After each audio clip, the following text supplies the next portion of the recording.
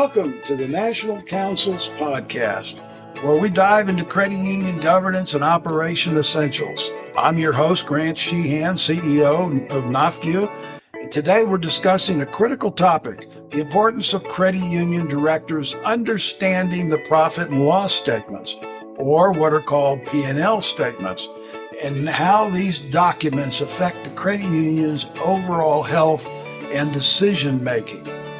With me today is Michael McCormick. He is the chairman of San Diego Firefighters Federal Credit Union. And thank you for being here today, Michael.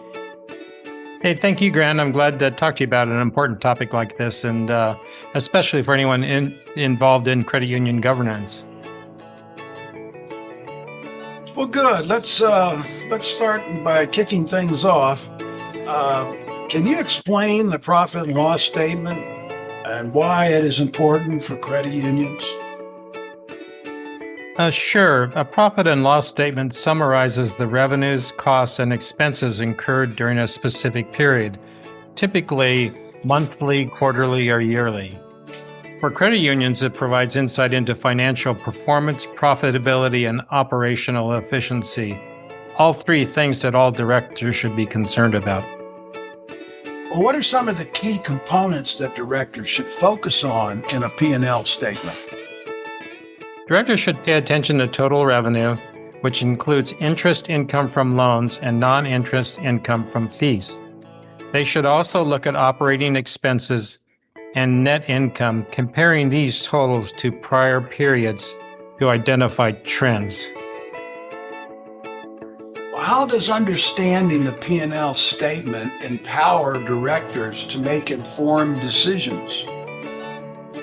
Understanding the P&L, and in particular the trends in the P&L, allows directors to assess where the credit union stands financially, helping them make strategic decisions regarding budgeting, lending practices, and whether to invest in new services and technology.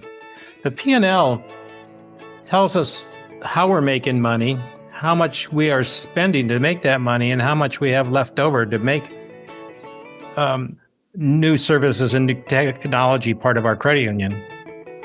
Well, good. What is crucial for directors? What particular areas of the P&L or trends within the P&L statements that directors should look forward to? Identifying these trends helps directors understand financial health over time. For example, if loan income is declining, it would prompt a review of our loan pricing and a discussion on how to better serve our members in these products. San Diego Firefighters has a strategic goal to keep non-interest income low. Therefore, we always look at other revenue components, like interest income, to improve our income stream. And we also are looking at ways how we can operate more efficiently and reduce the expenses we have within our organization. Well, that sounds like a very good plan and a lot of planning done on your part at the San Diego Firefighters Credit Union. Let's talk about some of the directors' duties and responsibilities and liabilities out there once they become a director. Well, directors have a fiduciary duty to ensure that the credit union is financially sound. They must review P&L statements regularly and continue to attend a professional education, such as the National Council of Firefighter Credit Unions annual conference, which is a great place to not only get information from professionals, but network with other credit union directors and staff. What are some of the liabilities directors may face if they neglect their responsibilities? If a director fails to act in the best interests of the credit union and doesn't oversee adequately financial reports, they could face regulatory repercussions. This might include documents of resolution or DORs. This means that the NCUA examiners will document agreements with the credit union that specifies areas of unacceptable risk. It will also outline a plan for corrective action, including who is responsible and the time frame for completion. This is something you really don't want to have happen to you as a board member.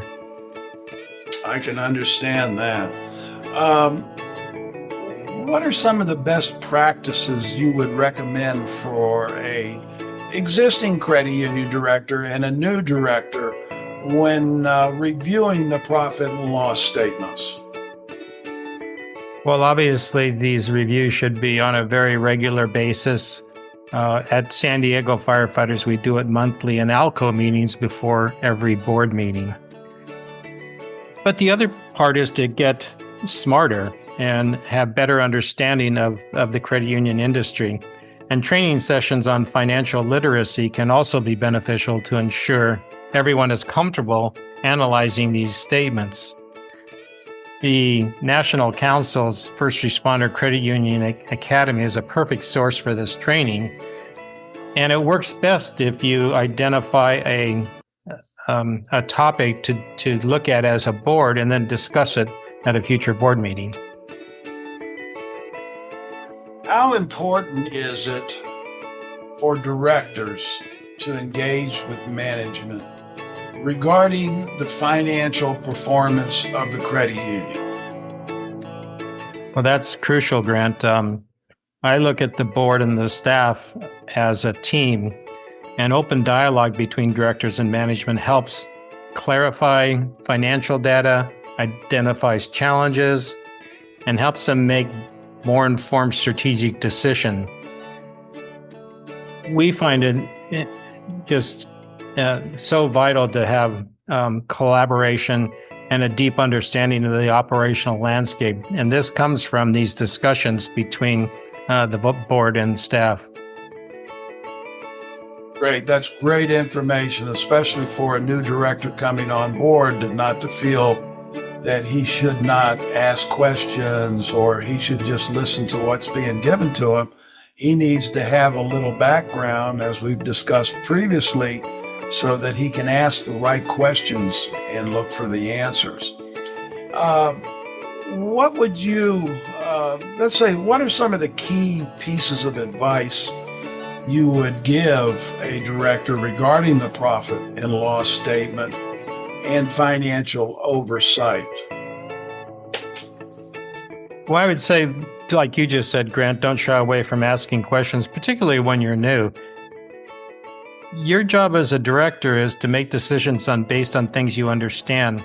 And if you don't understand something they're talking about in the board meeting, ask questions, whether you do that during the board meeting or afterwards, talking to other board members or staff members. These financial statements can be complex, but talking to other people and asking good questions will help you get clarity about them. I know as a new director, I annoyed our staff by asking all sorts of questions about things. And it's really helped me grow as a director. Learning how to understand these numbers and engage with experts when necessary, it allows you to perform your role, which is to protect and promote the interest of your members. Yeah, many years ago when I started in the credit union industry, I had a teacher up at Florida State, and he said, looking at financial statements is like painting by the numbers. You have a piece of paper in front of you, and it's nothing but a bunch of numbers. But as soon as you start adding the colors to these numbers and understanding what they are, the picture comes together, and you can get a better outlook on what's happening in the credit union.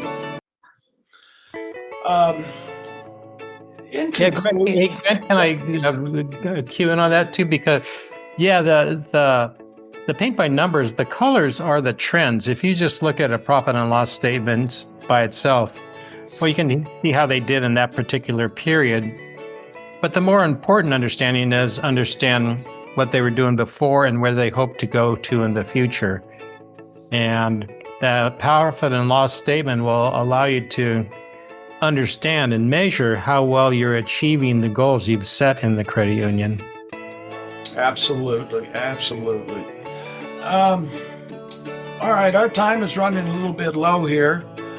Is there anything else you'd like to add for our listeners about the importance of understanding these financial statements that we have discussed or haven't discussed? Sure. Just like financial literacy is an ongoing journey. You can always learn more. And the more engaged directors are with understanding P&L statements, the better equipped they will be to make strategic decisions that ultimately benefit the credit union and its members. Continuing education is vital to becoming a better director. Once again, the First Responder Credit Union Academy is a perfect source for honing your knowledge. Well, thank you so much, Michael, for sharing your insights on the importance of understanding profit and loss statements for credit union directors. Your expertise has been absolutely invaluable guidance for our listeners, especially those in the governance roles. Before we end, how can our audience connect with you or learn more about your work at San Diego's Firefighters? You can email me at our San Diego Firefighters homepage. At the bottom, click on the link, Ask the Board, or you can send an email to me at Grant and at the National Council website and homepage. So those will get forwarded to me, and I will engage in a discussion with you and be very happy to do so. Well, listen, Michael, thanks again for joining us, and thank you to our listeners for turning into this episode of NCOFCU's podcast. If you found this discussion or financial oversight valuable, please subscribe for more information about the credit union community and visit our First Responders Credit Union Academy under the Education tab at www.ncofcu.org. Until then, let's continue to strengthen our credit unions and better serve our members. Again, Michael, thank you and have a good day. Hey, Grant, thanks to you. Pleasure talking to you as always.